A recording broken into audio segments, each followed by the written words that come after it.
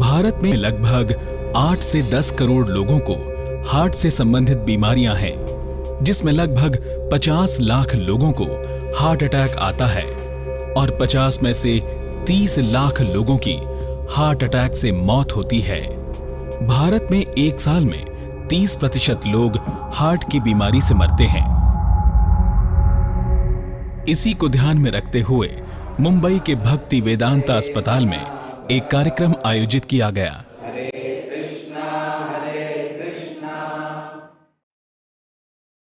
जिसमें डॉक्टर बिमल छाजड़ ने शिरकत की, जो कि एक heart care and lifestyle expert, x consultant AIIMS Delhi और सावल हार्ट सेंटर के फाउंडर व डायरेक्टर हैं। डॉक्टर छाजड़ ने अपने ट्रीटमेंट से लगभग 50,000 लोगों को बाईपास सर्जरी और एंजियोप्लास्टी होने से बचाया। डॉक्टर छाजड़ ने हृदय रोगों पर कई किताबें लिखी हैं और सावल के इंडिया और इंडिया से बाहर कई हार्ट सेंटर हैं।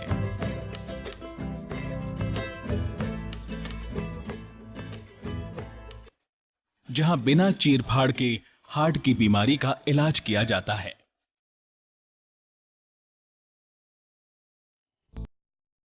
It is our proud privilege to introduce and hear Dr. Bimal Chhajjar, who is a very famous cardiologist, perhaps probably a pioneer in the non-invasive cardiology. In Doctor's talk, he will cover much of the introduction, so I will leave it to him because he will do it much better.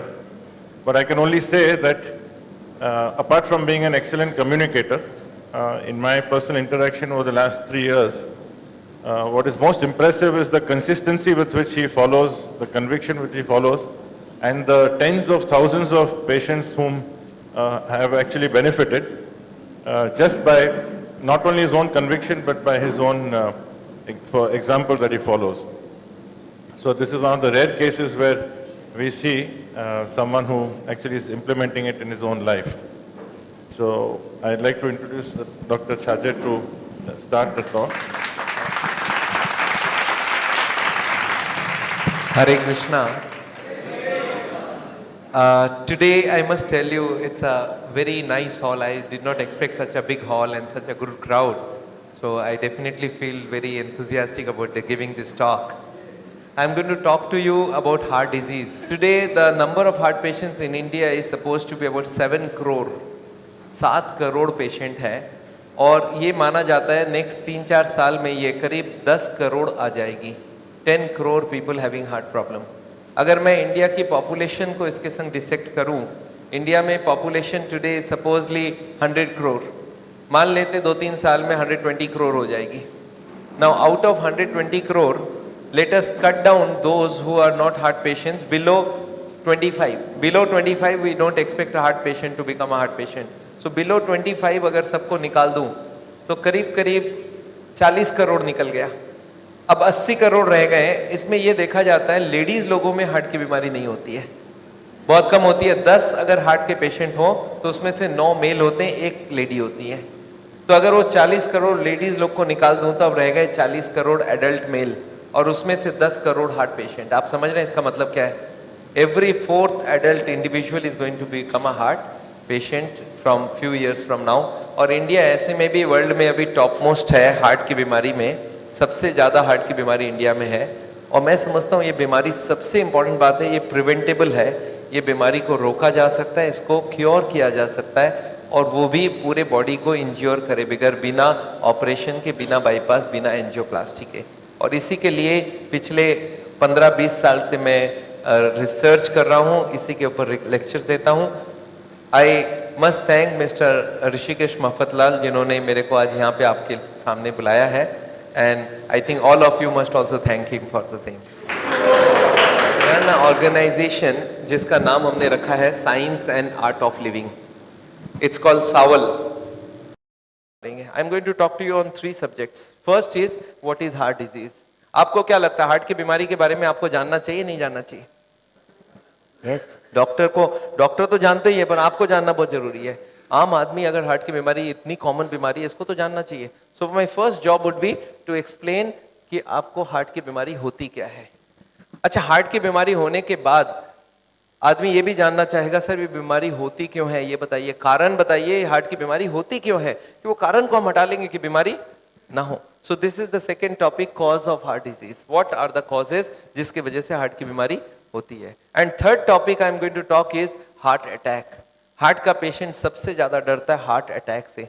मैं आपको बताना चाहता हूं ये heart attack, जिसको बोलते हैं cardiac arrest, जिसको बोलते हैं हार्ट फेल हो गया, जिसको बोलते हैं कोरोनरी थ्रोम्बोसिस, जिसको बोलते हैं मायोकार्डियल इंफार्क्शन, ये होती क्या चीज है, ये हार्ट अटैक कैसे होती है और क्या करें कि हार्ट अटैक कभी नहीं हो। मैं आपको बताऊं, एक हार्ट अटैक ऐसी बीमारी है जिसको 100% रोका जा सकता है अगर आदमी इसका केयर ले ले, और ये ऐसी बीमारी है जो इतनी फैल चुकी है तो इसको रोका क्यों नहीं जाए। तो मेरी ये 3 टॉपिक में मैं आपसे बात करूंगा। पहला, हार्ट की बीमारी क्या है, बीमारी का कारण क्या है, और कारण हटाओगे तो हार्ट अटैक कभी नहीं होगी, ये बात मैं आपको बताना चाहता हूं। और इसके बाद मैं थोड़ी बहुत और बताना चाहूंगा। आजकल हमारी जो कार्डियोलॉजी के हॉस्पिटल है वो इस लाइन में नहीं जाना चाहते हैं, वो जानना चाहते हैं और कुछ लाइन में, वो बॉडी को काट के ऑपरेशन करके ठीक करना चाहते हैं, और इसके मैं खिलाफ हूं। तो मैं आपको बताऊंगा आज की हॉस्पिटल्स क्या कर रहे हैं, कैसे चल रहे हैं। और मेरी एक प्रिंसिपल है कि बॉडी को काटे बगैर जो भी ट्रीटमेंट करना है करो। Our body is the nature's greatest gift, और इसको काटना नहीं चाहिए। देखिए, कार है, एक खराब हो जाए आप नया खरीद के ले आएंगे, बॉडी को खराब हो जाए तो आप नया नहीं खरीद सकते, इसी को जिंदगी भर चलाना है, तो इसको बिना काटे रखेंगे उतना अच्छा है। मैं जानता हूं नेचर को छेड़ना कभी अच्छी बात नहीं है। क्यों अच्छी बात नहीं है, मैं आपको बताता हूं। एक फूल से, एक पेड़ से एक फूल तोड़ के देता हूं और मैं आपको बोलता हूं इसको जाके वापस लगाइए, आप लगाएंगे? नहीं लगा सकते, बिकॉज नेचर को एक बार तोड़ दिया, वो टूट गया, वो फिर वही का वही कभी नहीं कर सकते आप। मैं आपको एक और छोटी सी एग्जांपल देता हूं। अनार खाया है कभी? अनार, पोमोग्रेनेट, आपने देखा उसमें दाने फिक्स किए हुए, नेचर ने कैसा पैकिंग किया आपने देखा कभी? अच्छा, मैं ऐसा करता हूं, उसके दाने सारे खोल देता हूं और आपको बोलता हूं आप रीपैकिंग वैसे का वैसा करके दे दो, अच्छे से अच्छा टेक्नोलॉजी लगाओ और वैसे का वैसा पैकिंग चाहिए, कर देंगे आप? कभी नहीं कर पाएंगे। अच्छा, बॉडी को काट के वही का वही पैकिंग हो सकता है वापस? एग्जैक्टली कभी नहीं कर सकते। और मैं चाहता हूं हमारे बॉडी को छेड़खानी नहीं करना। और सबसे बढ़िया बात है, बॉडी हील कर सकती है। हील करने का क्या मतलब है? कार, मर्सिडीज कार में एक स्क्रैच कर दीजिए और मेरे हाथ में एक स्क्रैच कर दीजिए, और 1 साल बाद आके देखिए मर्सिडीज कार की स्क्रैच वहीं की वहीं है और ये वाली ठीक हो गई। क्यों ठीक हो गई? बॉडी 10 दिन में ठीक कर लिया। एक हड्डी टूट जाती है, हम लोग करते हैं क्या, इसको प्लास्टर करके ऊपर ऐसे ही छोड़ देते हैं, बोला अंदर, बोला वो अंदर अपने आप ठीक हो जाएगा। क्यों? क्योंकि हमारी बॉडी के एक रूल है, स्टेटस को नहीं रखना, इसको इंप्रूव करना है। हम लोग हार्ट के पेशेंट को ये बोल रहे हैं कि हार्ट की बीमारी का कारण आप हटा लो, फैट सप्लाई बंद कर दो और let the body withdraw the blockage from inside, and this works so well. और this is what is the principle I am following, कि ब्लॉकेज को आप रिवर्स करो, और ये सबसे अच्छी बात है। तो मैं आपको बताऊंगा इसके लिए करना क्या चाहिए, कैसे हम लाइफस्टाइल से हार्ट की बीमारी को ठीक कर सकते हैं। और इसके संग 2 और ट्रीटमेंट के बारे में मैं हार्ट के पेशेंट्स को बताता हूं। एक आजकल नई ट्रीटमेंट आ गई है जिसको बोलते हैं नेचुरल बाईपास। नेचुरल बाईपास का क्या मतलब है? हमारे हार्ट में गॉड ने, भगवान ने ऑलरेडी कुछ नए ट्यूब्स डाल के रखे हैं, एक्स्ट्रा ट्यूब्स डाल के रखे हैं। ये ट्यूब स्पोर्ट्समैन का चालू हो रहता है। आपको मालूम है स्पोर्ट्समैन और नॉर्मल आदमी में क्या डिफरेंस है? नॉर्मल आदमी 2 मिनट भागने जाता है, उसका सांस फूल जाता है, और स्पोर्ट्समैन 2 घंटा भागता है, उसको सांस नहीं फूलता। क्यों? उसके हार्ट में जितने एक्स्ट्रा ट्यूब्स थे सब उसने खोल लिया, उसने दौड़ दौड़ के एक्सरसाइज करके सारे ट्यूब्स को खोल दिया है। एक मशीन ऐसी निकली है जिससे सारे ट्यूब्स आप खोल सकते हो। तो हार्ट की जो ओरिजिनल ट्यूब्स है वही खुल जाए तो आगे से बाईपास करने की जरूरत ना पड़े। इसको हम लोग बोलते हैं नेचुरल बाईपास। ये आजकल कुछ मशीन आ गई जो बॉडी को बिना काटे ये किया जा सकता है, और कुछ ऐसी भी है जिससे हम कुछ केमिकल डाल के ब्लॉकेज को घटा भी सकते हैं। तो I am going to talk about all this, पर पहले चलते हैं हार्ट की बीमारी क्या है। चलिए शुरू करते हैं, हार्ट क्या है? Tell me what is heart? It is a pump. कितनी बड़ी साइज होती है पंप का? मुट्ठी के जितना बड़ा, मुट्ठी से थोड़ा बड़ा, बच्चों का होता है मुट्ठी जितना, हमारा होता है समथिंग लाइक दिस। हार्ट का साइज होता है एप्पल के जितना। मैं आपको दिखाना चाहता हूं हार्ट कैसा होता है। देखिए हार्ट कहां पे रखी होती है। This is what a heart is. ये देखिए हमारी चेस्ट है और दोनों तरफ ये क्या है? Lungs, lungs, and this is where the heart is situated. Heart का काम क्या है? पूरे बॉडी को ब्लड देना। एक बार हार्ट पंप करेगा तो पूरे शरीर में ब्लड पहुंच जाएगी। ये देखिए यहाँ पे हार्ट रखा होता है, और ये हार्ट जब पंप करती है, ये हार्ट है, ये हार्ट जब पंप करती है तो यहाँ से ब्लड निकलती है, पूरे शरीर को ब्लड चली जाती है। और जब पूरे बॉडी को ब्लड देती है हार्ट, अच्छा हार्ट कितने बार पंप करती होगी 1 मिनट में? 72 टाइम्स। 1 मिनट में 72 टाइम्स। 1 घंटे में 72 इंटू 60, 4300 बार। और 24 घंटे में 4300 इंटू 24, 1,00,000 बार। याद रखिए आज शाम को 7 बजे से कल शाम को 7 बजे तक आपकी हार्ट 1,00,000 बार पंप करेगी। अच्छा इसके बीच में एक ब्रेक दे सकते हैं ना 2 मिनट का, उसको ब्रेक दे दिया तो पूरी break. So no break for the heart. तो याद रखिए हार्ट को जिंदा कैसे रखेंगे फिर, हार्ट को क्यों नहीं ब्रेक मिलेगा? क्योंकि हार्ट को भी कंटिन्यूअस ब्लड सप्लाई चाहिए। एक बात याद रखिए, हार्ट का काम है यहाँ से पंप करना और यहाँ से ब्लड पूरे बॉडी को चली जाएगी। और इस वक्त हार्ट अपने लिए 3 छोटे छोटे ट्यूब लेता है और ये ट्यूब्स हार्ट को ब्लड सप्लाई करती है और उसी ब्लड के जरिए हार्ट कंटिन्यूअस चलते रहती है। और ये सप्लाई अगर बंद हो जाए तो हार्ट की बीमारी हो जाती है। सप्लाई बंद हो जाए मतलब ये जो 3 ट्यूब आपको दिख रहा है इनके नाम है कोरोनरी आर्टरीज, और इनके अंदर अगर कोलेस्ट्रॉल और चर्बी जम जाए तो क्या होगा? हार्ट की ब्लड सप्लाई धीरे धीरे कम होने लगेगी और इसी को ही बोलते हैं कोरोनरी हार्ट डिजीज, जिसको सुनने के लिए आप आए हैं, जिसके करीब 7 करोड़ पेशेंट इंडिया भर में हैं। उसका बीमारी का नाम हो गया कोरोनरी हार्ट डिजीज। इसको बोलते हैं एंजाइना, इसको बोलते हैं इस्कीमिया, इसको बोलते हैं कोरोनरी हार्ट डिजीज। और इसी बीमारी को हार्ट अटैक से ही माना जाता है। इस बीमारी में क्या होती है कि ये 3 ट्यूब के अंदर चर्बी जम जाती है, कोलेस्ट्रॉल और फैट जम जाती है। तो हार्ट की ब्लड सप्लाई बढ़ जाएगी, कम हो जाएगी? कम हो जाएगी। चलिए और एक बात बता दूं, अगर 100 पेशेंट हार्ट का कोई देखता है डॉक्टर, उसमें से 98 पेशेंट तो ब्लॉकेज वाले होते हैं, 1-2 और रह गए। कौन होंगे बताइए? तो आपने सुना hole in the heart, heart में छेद है। आपने सुना वाल्व खराब हो गया। 100 में से 1 या 2 होती है वाल्व और होल वाली, बाकी 98 पेशेंट होते हैं ब्लॉकेज वाले। तो मैं आज लेक्चर जो दे रहा हूँ वो ब्लॉकेज के ऊपर दे रहा हूँ कि हार्ट के ब्लॉकेज क्यों होती है, क्या होती है, कैसे होती है। चलिए एक बार उस 3 ट्यूब को देखते हैं। ये देखिए हार्ट यहाँ से पंप करता है, पूरे बॉडी को ब्लड देती है। अपने लिए हार्ट लेता है RCA, ये राइट साइड में RCA, लेफ्ट में LAD और लेफ्ट के पीछे लेफ्ट सर्कमफ्लेक्स। ये जो 3 ट्यूब है इन्हीं के अंदर चर्बी जमती है। अच्छा ये चर्बी जो जमती है आपको क्या लगता है कब से जमना चालू हो जाता है? कौन से उम्र से ब्लॉकेज शुरू हो जाती होगी? कितने दिनों में हो जाती होगी? याद रखिए बच्चा जन्मता है इतना छोटा सा होता है, धीरे धीरे बढ़ता रहता है। कब तक बढ़ता रहता है ऐसे? कितने साल तक? 14 साल, 15 साल, 18 साल, 20 साल समझ लीजिए, तब तक ब्लॉकेज ना भी हो। पर जब ये ब्लॉक एक बार इसका बढ़ना बंद हो जाए तब तक तो जो भी फैट खाते हैं बढ़ने में यूज हो जाता है। अब जब ये बढ़ना बंद हो जाए, अब जो फैट खाएंगे वो कहाँ जाएगा? 2 काम कर सकता है, एक इधर बढ़ा सकता है और अंदर बढ़ा सकता है। कौन सा ठीक रहेगा? दोनों ही ठीक नहीं रहेगा। तो 18-20 साल के बाद ब्लॉकेजिंग चालू हो जाती है और उसी वक्त से आपको रोकना चाहिए। तो आपको क्या लगता है ये जो लेक्चर है सिर्फ हार्ट के पेशेंट के लिए इंपॉर्टेंट है या सबके लिए इंपॉर्टेंट हो गया? For everybody. अरे आज आप 18-20 साल के हो गए तो आपके लिए तो अब चालू हो गया ना। अब आपको फैट अंदर ग्रो नहीं करेगा, आपको बॉडी को ग्रो नहीं करने देगा, अब तो अंदर जाके ब्लॉकेज चोकिंग करेगा। And this is what we do not want. तो ये जो ब्लॉकेज है ये शुरू होती है 20 साल के बाद से, और देखिए कैसे ग्रो करती है। दिस इज थोड़ा थोड़ा थोड़ा थोड़ा। अच्छा मान लेते हैं 80 ब्लॉकेज हो, उसके बाद पता चलेगा। क्यों बोलिए तो? Why people can not understand heart disease till 80 blockage? क्योंकि हमारे हार्ट में 20 की ही जरूरत है और सप्लाई 100 का दिया हुआ है। हार्ट को 80% एक्स्ट्रा ब्लड दिया हुआ है, so 20 is there is no shortage. तो 80% ब्लॉक हो तब तक कोई शॉर्टेज नहीं है। अच्छा ये ब्लॉकेज आपको क्या लगता है किसके हाथ में है? भगवान के हाथ में है ना? ये हमारे अपने हाथ में, हम उसको रोक सकते हैं, खाली उसको मालूम होना चाहिए रोकना कैसे है। This is what we are going to do to you. तो एनीवे हार्ट की बीमारी क्लियर हो गई, आपको समझ आ गई हार्ट की बीमारी क्या है? तो ये है हार्ट की बीमारी। अब एक बार और दिखाना चाहता हूं इसमें थोड़ी बहुत चीज। एक और ब्लॉकेज को देखिए कैसा दिखता है।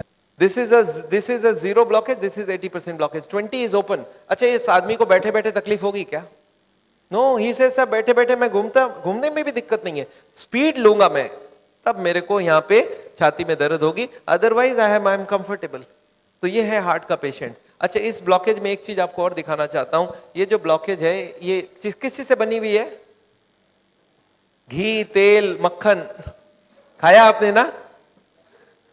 ये घी, तेल, मक्खन ये सब जमी हुए यहाँ पे। अच्छा ये जो ब्लॉकेज है ये ब्लॉकेज, अच्छा एक बात इसी बहाने और बता दूं आपको, मैं अगर 100 हार्ट का पेशेंट देखता हूं उसमें से 98 होते ब्लॉकेज वाले और 2 पेशेंट होते नॉन ब्लॉकेज वाले हार्ट के पेशेंट। वो कौन होते हैं? आपने सुना होल इन द हार्ट? आपने सुना वाल्व खराब हो गया, ये वाल्व खराब हो जाना, hole in the heart 100 patient में से 2 को होता है। 98 पेशेंट कौन से होते हैं? ब्लॉकेज वाले। तो I am going to talk to you only about the blockage patient, not about the valve and the hole patients. उनको ऑपरेशन की जरूरत है, पर इनको नहीं जरूरत है, ये अपने आप को ठीक कर सकते हैं। तो ये ब्लॉकेज आपको समझा। अच्छा, इस ब्लॉकेज में, blockage is covered by a membrane from inside. आपको समझ आ रहा है? ब्लॉकेज के अंदर की तरफ एक पर्दा होता है जो ब्लॉकेज को रोक के रखता है, इसको बोलते हैं इंटरनल मेम्ब्रेन। एक होता है आउटर मेम्ब्रेन, एक होता है इनर मेम्ब्रेन। अच्छा, ब्लॉकेज अगर बढ़ती जाए तो इस मेम्ब्रेन का क्या होने वाला है?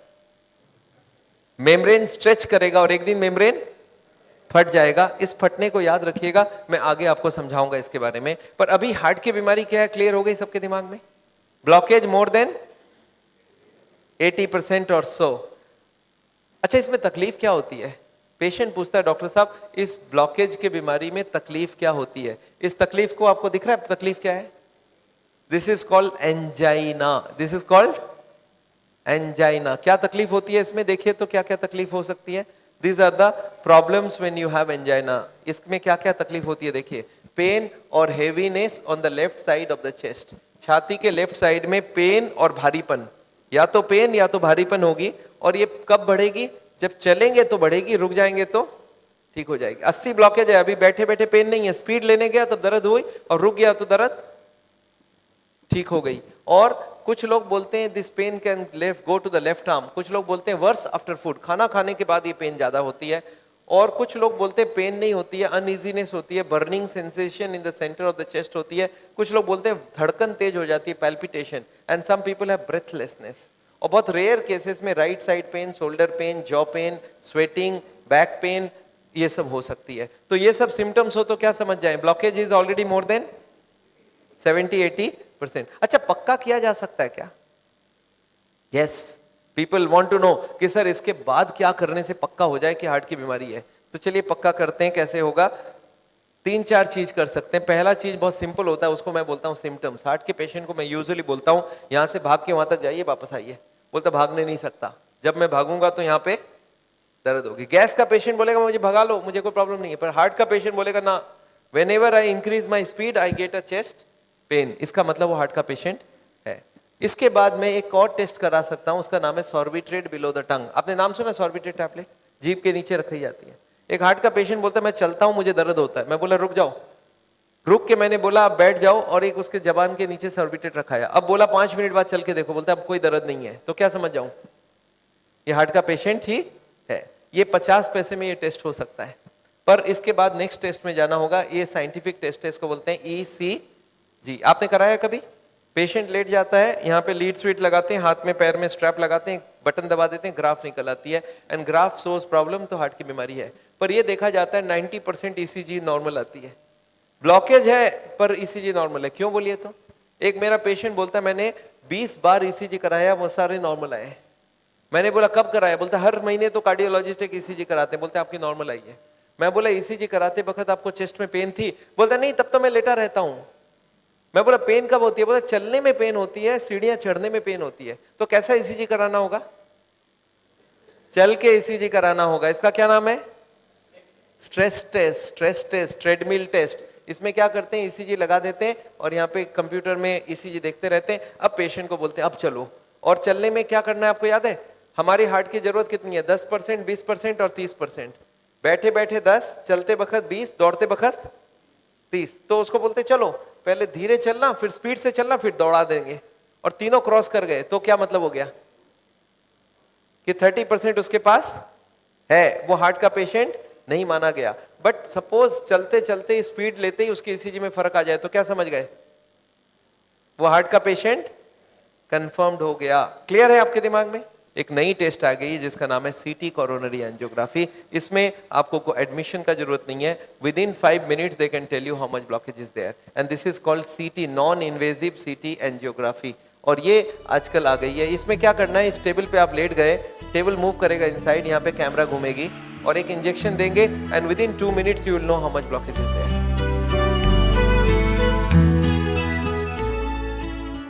आपको क्या लगता है ये टेस्ट पॉपुलर हो जाएगा, नहीं हो जाएगा? And it now the cost has gone down. मैं इस टेस्ट को 10-12 हजार में बनती थी, आजकल हम लोग 6,000-7,000 में करवा रहे हैं। 7,000 रुपीज एंड 5 मिनट्स, 6,000 इनफैक्ट अभी हम लोग 6,000 में कोई से एग्रीमेंट कराए हैं कि 6,000 में हमारे पेशेंट को ये करके दो, 6,000 rupees and 5 minutes and you know the blockage. आपको क्या लगता है ये टेस्ट धीरे धीरे पॉपुलर होगी कि नहीं? बंबई में 10-15 मशीन ऑलरेडी लग चुकी है, ये टेस्ट पॉपुलर हो रहा है। किस लिए? आम आदमी बोलता है मुझे काटे बगैर ब्लॉकेज पता करना है। पर एक प्रॉब्लम हो गई इस टेस्ट के साथ। क्या हो सकता है? कुछ लोग ये टेस्ट को पसंद नहीं करते हैं। वो कौन से लोग होंगे? जो वो तार घुसाने वाली काम करते हैं। आपको समझ आ रहा है? जो तार घुसाने वाला काम करते हैं उसको ये टेस्ट एकदम पसंद नहीं है। और वो कार्डियोलॉजिस्ट जो हॉस्पिटल में काम करते हैं उनसे जाके पूछेंगे ये टेस्ट कैसी है तो क्या बोलेंगे? आपको क्या लगता है? बीजेपी को पूछेंगे कांग्रेस कैसा काम कर रहा है तो क्या जवाब मिलेगा? बहुत सिंपल सी बात है। मैंने देखा कार्डियोलॉजिस्ट से जब भी इस टेस्ट की बात करो बोलता नहीं वो टेस्ट एकदम काम की नहीं है, हमारी वाली टेस्ट बहुत एक्यूरेट है। ऐसा सुना आपने? अच्छा, ये एक्यूरेट की बात सोचते हैं। आपने सुना एंजियोग्राफी में वो बोलते हैं एक्यूरेट। अच्छा, एंजियोग्राफी कोई ने किया है यहाँ पे? कोई है यहाँ एंजियोग्राफी किया है? There are some people who have done angiographies. ये एंजियोग्राफी में कभी ब्लॉकेज देखा आपने? इसमें लिखा होता है 70%, 80% एंड 90%। आपने देखा ऐसा? अच्छा, कुछ राउंड नहीं लग रहा है 70, 80 एंड 90? भाई 71 भी तो हो सकता है, 72 भी तो हो सकता है, 73.5 भी तो हो सकती है। ये 70, 80 एंड 90 क्यों होगा भाई? आपको क्या लगता है कुछ गड़बड़ है कि नहीं है? अच्छा, ये जो 70, 80, 90 है ना, ये भी कार्डियोलॉजिस्ट टू कार्डियोलॉजिस्ट बदल जाती है। मेरे पास दिल्ली में एक पेशेंट आए, आके बोले डॉक्टर साहब मेरा ना कल 10% कम हो गया ब्लॉकेज। मैंने बोला ऐसे कैसे हो गया? बोला नहीं, एस्कॉर्ट्स वाले तो 80 बोल रहे थे, अपोलो 70 ही बोला है। मैं बोला अब कैसे लग रहा है? बोला कल से दर्द काफी कम लग रहा है। अच्छा, आपको लगता नहीं है 70 और 80 में फर्क बहुत बड़ा है? 5 साल का फर्क है।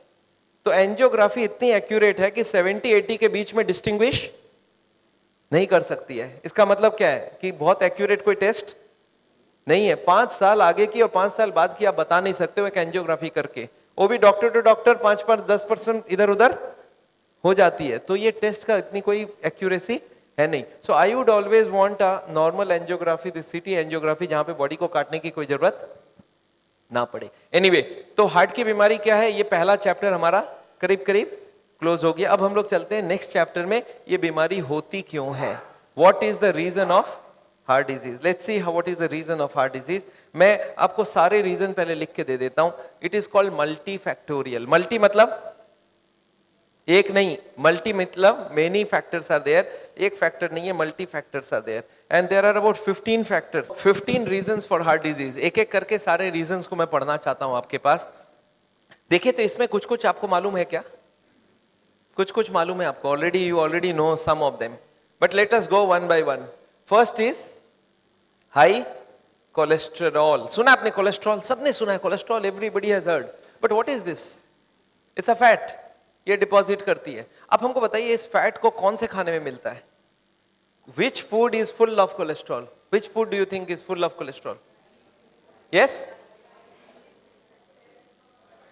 Oil. Answer is wrong. Oil does not have cholesterol.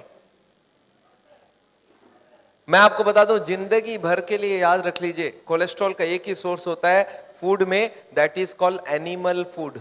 Animal food, कोई भी चीज एनिमल से बना हुआ खाना हो वो सब फुल ऑफ कोलेस्ट्रॉल होगा। मतलब सारे मीट, चिकन, मटन, बीफ और ये अंडा और मछली, fish, they are full of cholesterol. और एक चीज में कोलेस्ट्रॉल होता है वो है milk. Milk is also animal product, आपको मालूम है।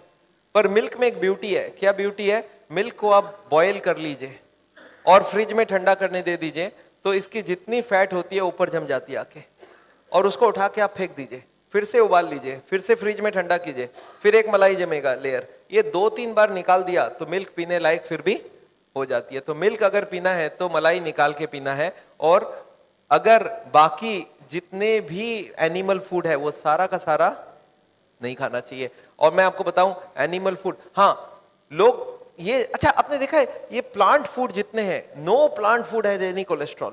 प्लांट फूड में आप एक बताइए तो क्या नाम? सफोला नाम सुना आपने? सनफ्लावर, ये जो सनफ्लावर ऑयल है इसमें ये क्या प्लांट से एनिमल से? प्लांट से है ना। ये ऊपर ऊपर लिख देते हैं 0 कोलेस्ट्रॉल, तो आपको क्या समझ आएगा? इसमें कोलेस्ट्रॉल नहीं है, पर है क्या इसमें? It is called triglyceride. ये जो कोलेस्ट्रॉल का छोटा भाई है इसका नाम है ट्राइग्लिसराइड। ये ब्लॉकेज बनाता है। तो ये ऑयल फैक्ट्रियां क्या करती हैं, अपने ट्राइग्लिसराइड को कोलेस्ट्रॉल फ्री करके बेचते हैं और उसमें कोलेस्ट्रॉल होता नहीं है। लोग सोचते हैं, अच्छा मेरा एक पेशेंट थोड़े दिन पहले गोवा गया था, गोवा से वो क्या खरीद लाया मालूम है, काजू, कैश्यू नट। अच्छा काजू में, काजू प्लांट से है एनिमल से? प्लांट से। तो वो बोलता है डॉक्टर साहब ये 500 रुपए किलो का खरीदो। मैं बोला दिल्ली में 200 रुपए में मिलता है। बोलता है नहीं ये कोलेस्ट्रॉल फ्री है इसलिए खरीदा हूं। अरे मैं बोला यार काजू में तो कोलेस्ट्रॉल कभी हो ही नहीं सकता। बोला क्यों? मैं बोला तो प्लांट का प्रोडक्ट है, इसमें एनिमल है ही नहीं कुछ। बोलता नहीं पर इसमें कोलेस्ट्रॉल फ्री लिखा था ना। अरे मैं बोला लिखने में तो कोई भी आइटम जो कोलेस्ट्रॉल फ्री और लिख दूं। बोलता मैं तो खाली कोलेस्ट्रॉल फ्री देख के खरीदता हूं। थोड़े दिन पहले मैंने जूस पिया एक, अच्छा जूस में भी कोलेस्ट्रॉल फ्री लिखा है।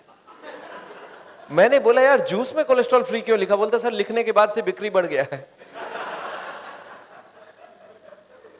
अच्छा प्लांट फूड में सब कोलेस्ट्रॉल फ्री लिख लिख के बेच रहे हैं, पर उसमें एनिमल फूड में तो होगा कोलेस्ट्रॉल, प्लांट फूड में कोलेस्ट्रॉल नहीं होती है। अच्छा next is called the triglyceride. ये ट्राइग्लिसराइड क्या चीज है? आपके घर में ब्रेकफास्ट, लंच और डिनर में बहुत जबरदस्त खाई जाती है। This is called oil. ये सफोला, कर्नोला, धारा, सनड्रॉप, मूनड्रॉप, गोल्ड ड्रॉप, स्वीकार, वाइटल, फॉर्चून, और ये ऑलिव ऑयल और राइस ब्रान ऑयल और सोयाबीन ऑयल और जिंजली ऑयल और जितनी ऑयल आप बाजार में जानते हैं इंक्लूडिंग घी, ये सारा का नाम है ट्राइग्लिसराइड्स। अच्छा ये ट्राइग्लिसराइड को कहीं जमते हुए आपने देखा है? देख के सोच के बताइए तो। जब खाना बन जाए किचन में, उसके बगल वाले, जहां पे खाना बन रहा है उसके बगल वाले दीवार में हाथ लगा के देखिएगा, क्या चिपक रहा है आपके हाथ में? सब्जी चिपक रहा है क्या? क्या चिपक रहा है? तेल। तेल, ट्राइग्लिसराइड। अच्छा उसको सफाई नहीं कीजिए 10-15 दिन तक तो क्या होगा? वो लेयर धीरे धीरे। आपने एग्जॉस्ट फैन साफ किया किचन में कभी? क्या जमा हुआ उसमें? अच्छा आपके हार्ट में जमा दूं तो ब्लॉकेज हो जाएगी। तो याद रखिए। फिर आपको क्या लगता है, आपका कॉमन सेंस क्या बोलता है, खाने में तेल खाना चाहिए नहीं खाना चाहिए? अच्छा एक बात बताइए, खाने में तेल चर्बी है, हाँ या ना? सब मानते हैं चर्बी है, और चर्बी हार्ट के लिए अच्छा है खराब है? खराब है, ये भी जानते हैं। तो फिर खाने में तेल क्यों डालते हैं? हमको ये समझाइए, तेल क्यों डालते हैं खाने में? टेस्ट। चलिए मान लेते हैं टेस्ट, एक एक्सपेरिमेंट करते हैं। हम सबको एक एक चम्मच तेल देते हैं, अपने हाथ में चम्मच सोच लीजिए लिया, और मुंह में डाल के मुझे बताइए किसको किसको टेस्ट अच्छा लगा। एक भी आदमी कभी हाथ नहीं उठाया, बोला सर तेल का कोई टेस्ट है? अरे मैंने उंगली में डाल के देखा तो पूरा उल्टी आ जाए ऐसी टेस्ट है, उसमें कोई टेस्ट होता ही नहीं है। मैं बोला आप तो अभी बोल रहे थे टेस्ट होता है ऑयल का इसीलिए डाल रहे हैं। आपको क्या लगता है ऑयल का टेस्ट है क्या? नहीं है। तो फिर टेस्ट किस चीज का है? टेस्ट होता है मसालों का, मसाले का टेस्ट होता है। आपको एक लेडी बोलती है नहीं नहीं टेस्ट तो ऑयल में नहीं होता, बनाने के बाद होता है। मैं बोला चलो आप बनाओ, आपको मैं तेल देता हूं, सब्जी देता हूं, और आपको मैं उसमें नमक, मिर्ची और मसाले डालने नहीं दूंगा, और प्याज और अदरक नहीं दूंगा। आप हमको टेस्ट बना के दो, क्या क्या बना सकते हो? बन जाएगा ना टेस्ट? क्यों? तेल का ही तो टेस्ट है ना। टेस्ट है मसालों का। आप सब्जी बनाइए, नमक नहीं डालिए, टेस्ट नहीं मिलेगा। नमक डाल दीजिए, टेस्ट आ जाएगा। इसका किस चीज का टेस्ट है? नमक का टेस्ट है, मिर्ची का टेस्ट है, सारे स्पाइसेस का टेस्ट है। तो मैं हार्ट के पेशेंट को क्या बोलता हूं कि तेल को निकालो, बाकी सारे मसाले डालो। अब टेस्ट पूरा का पूरा होना चाहिए, पर एक प्रॉब्लम क्या मालूम है? एक लेडी को एक ही तरह का खाना बनाना आता है। कैसा? उसने छोटे से ये सीखा था कि खाना बनाओ, कढ़ाई चढ़ाओ, उसमें पहले तेल डालो। मदर को पूछती है कौन सा तेल डालो? बोलो किसी भी कंपनी का डाल देना। तेल के ऊपर सारे मसाले डालना, तभी खाना बनेगा। अच्छा वो लेडी के दिमाग में एक सेट हो गया कि तेल के ऊपर ही मसाले डाली जाती है। अच्छा जब मैं बोलता हूं तेल नहीं डालना, तो वो क्या करती है? उबाल के, बॉयल करके वेजिटेबल हस्बैंड को खिला देती है। अच्छा हस्बैंड को टेस्ट आएगा ना, बहुत अच्छा। सब्जी उसने तेल तो हटाया, मसाले भी सारे हटा दिए, और टेस्ट हो गया जीरो। अच्छा हस्बैंड को खाना में टेस्ट तो आएगा ही ना? एकदम नहीं आएगा। अच्छा मन मन में खाएगा तो सही, हार्ट की बीमारी है, डर के क्या करता आदमी, मरता तो कुछ तो खाएगा। अच्छा खाएगा, गाली किसको देगा? डॉक्टर को, कि इस डॉक्टर ने मेरा जिंदगी। अच्छा गलती किसका, गाली कौन खा रहा है? सोच रहे हैं आप? गलती किया वाइफ ने, कि जब तेल हटाने बोला मसाले भी हटा दिए, और गाली कौन खा रहा है? जिंदगी भर डॉक्टर को कोसता रहता है पेशेंट कि ये आदमी ने मेरा जिंदगी। अरे ऐसा करने का जरूरत ही नहीं है, खाली एक ही चेंज करो कि तेल बिना सारे मसाले को भूनना सीखो। मैं हार्ट के पेशेंट को ये सिखाता हूँ कि खाना बनेगा कैसे without a drop of oil, but the taste should be exactly same. अगर खाने में नमक हो, मिर्ची हो, सारे मसाले हो, मसाले को भून लिया, और उसको भूनने के लिए हम लोग किस चीज का इस्तेमाल करते हैं? हम लोग इस्तेमाल करते हैं, जानते हैं क्या है? पानी। अब लोग बोलते सर पानी में कैसे, कोई ना कोई तो तेल डालोगे। मैं बोला एक काम करते हैं, पानी का नाम बदल के सावल ऑयल रख देते हैं और आपके घर पे फ्री सप्लाई। अब कौन सी तेल यूज करेंगे? सावल ऑयल। सबके घर पे है सप्लाई? मेरे ऑफिस में आजकल फोन आता है कि डॉक्टर छाजड़ आप जो ऑयल रिकमेंड करते हैं वो कितना रुपए का किलो है और मुझे 2-4 टीना चाहिए। मैं बोला मेरी वाली ऑयल आपके घर पे ऑलरेडी सप्लाइड है, अपना टैप खोलो और भर लो जितना चाहिए। तो याद रखिएगा, मुझे खाने में सारे चाहिए, मसाले, टेस्ट सारे चाहिए, सिर्फ ऑयल नहीं चाहिए। और टेस्ट अगर सेम हो तो आपको क्या, आप बोलिए आपको टेस्ट चाहिए, तेल चाहिए? लोग बोलते क्या क्या बन सकता है, तो वी क्रिएटेड 1000 रेसिपीज। ये मेरी रेसिपी बुक्स है, ये देखिए, zero oil cook book. This book is available in Bombay, widely available. ये this is called zero oil cook book. ये इंग्लिश में है, फिर इसको हिंदी और इसको गुजराती में भी बनाई गई है। गुजरात में एक है वो RR सेठ एंड कंपनी, उन्होंने गुजराती में मेरे सारे ट्रांसलेट करके बुक बनाया है। 200 तरह का आइटम तो इसमें हमने दिया हुआ है। अब लोगों ने बोला सर चलिए मैं सब्जी, रोटी, चावल, दाल तो खा लूंगा, पर ये समोसे और कचौड़ी का क्या होगा? Zero oil snacks 151 types. फिर लोगों ने बोला सर लड्डू, पेड़ा और जलेबी का क्या होगा?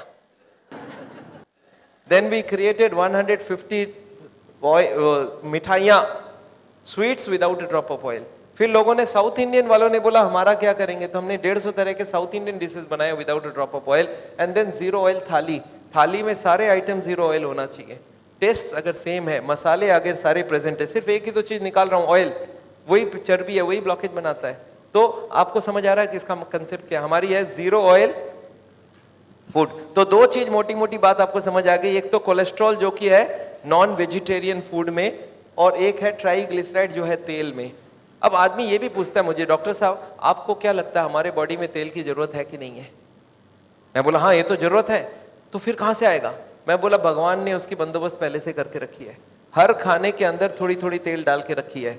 आपको मालूम है रोटी में 1% तेल है, चावल में 1% तेल है, दाल में 5% तेल है, हर वेजिटेबल में, हर सब्जी में तेल होता है। और ये तेल हमारे लिए काफी होती है। खाने में तेल डालने की जरूरत, आदमी क्या करते हैं, थोड़ा सा डालूंगा, थोड़ा सा। मैं बोला थोड़ा करके क्या करोगे, आपको तो मसाला भुनना है ना, मैं आपको पानी से भुनवा देता हूँ। And this works very well. Anyway, इसका मैं ट्रेनिंग भी देता हूँ। मैं हार्ट के पेशेंट्स को मैं बोलता हूँ वाइफ को साथ लाना, मैं बना के सिखा के दूंगा, तब आपको बनाएगा, और खाना खिला के दूंगा। एनीवे, इसके बाद इसके छोटे छोटे और 3-4 भाई लोग हैं। ये कोलेस्ट्रॉल ट्राइग्लिसराइड का एक है HDL कोलेस्ट्रॉल, इसको बोलते हैं गुड कोलेस्ट्रॉल। ये गुड कोलेस्ट्रॉल ब्लॉकेज को रिमूव करने में मदद करती है। और गुड कोलेस्ट्रॉल बढ़ाने के लिए you should walk, exercise, green vegetable खाइए, तो आपकी गुड कोलेस्ट्रॉल बढ़ेगी। और इसके बाद है cholesterol HDL ratio, LDL and VLDL। ये 6 को एक साथ चेक कराना हो तो इसका नाम है लिपिड प्रोफाइल। सुना आपने नाम?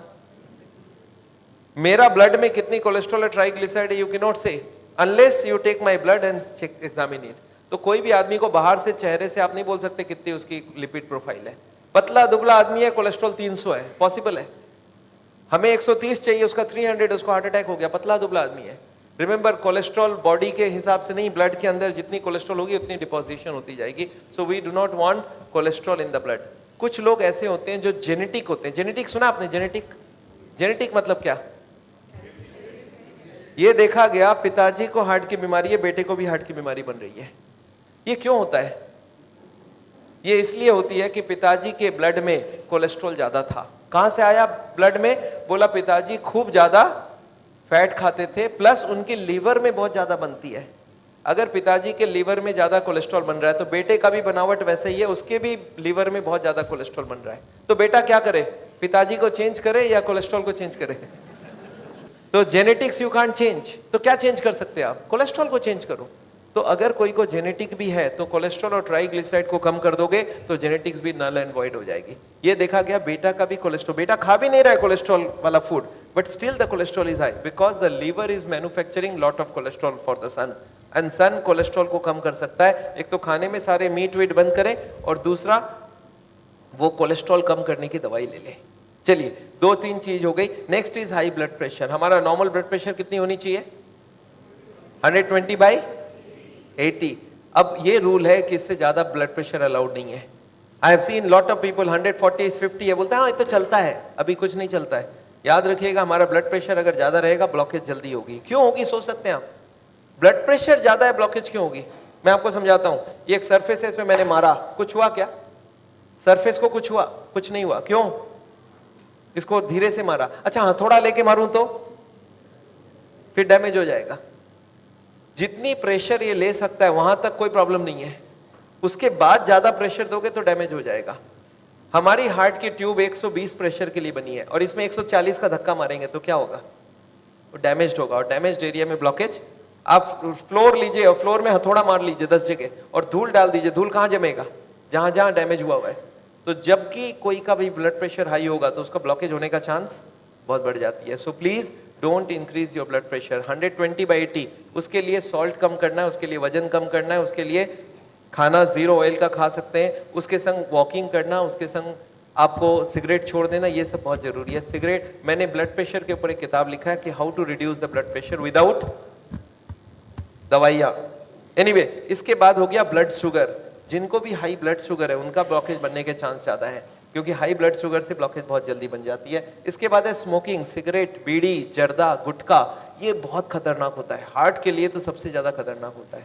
ये क्या करते हैं ये मालूम है? ये स्मोकिंग में आता है टोबैको, और टोबैको बहुत खतरनाक होता है। क्या काम करता है समझाता हूँ। ये सरफेस है, इसमें मैंने धूल डाला, डस्ट, और डस्ट को मैंने क्या किया, फू करते ही डस्ट सारा उड़ गया। इसमें मैंने गोंद की लेयर लगाई, गोंद समझते हैं, गम, ग्लू स्टिक, और इसमें धूल डाला। अब क्या होगा? यही स्मोकिंग करता है।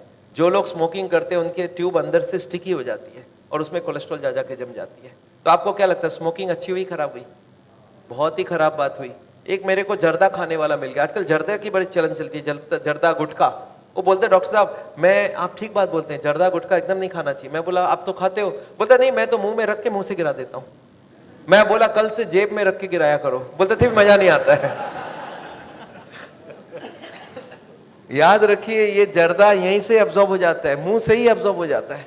तो ये जो आप सोचते हो ना कि मुंह में रख के गिरा दिया तो कोई काम नहीं, वो अंदर जाके वो ब्लॉकेज बनाएगा। सो जर्दा and gutkha and this cigarette, they are all banned for my heart patients. Next is lack of exercise. आपको क्या लगता है आजकल एक्सरसाइज कम हो गई है ज्यादा हो गई है? आज से 50 साल पहले एक गांव से दूसरे गांव जाते थे, कैसे जाते थे? पैदल 10 किलोमीटर, आते वक्त 10 किलोमीटर। आजकल आधा किलोमीटर जाना हो तो कैसे जाते हैं? शहर में तो हालचाल और भी खराब है। एक आदमी का सुबह से शाम तक का लाइफ देखिए। पहले नींद से उठते हैं और बेड टी पीते हैं, बेड टी पीते पीते अखबार लेके, न्यूज़पेपर लेके पढ़ते रहते हैं।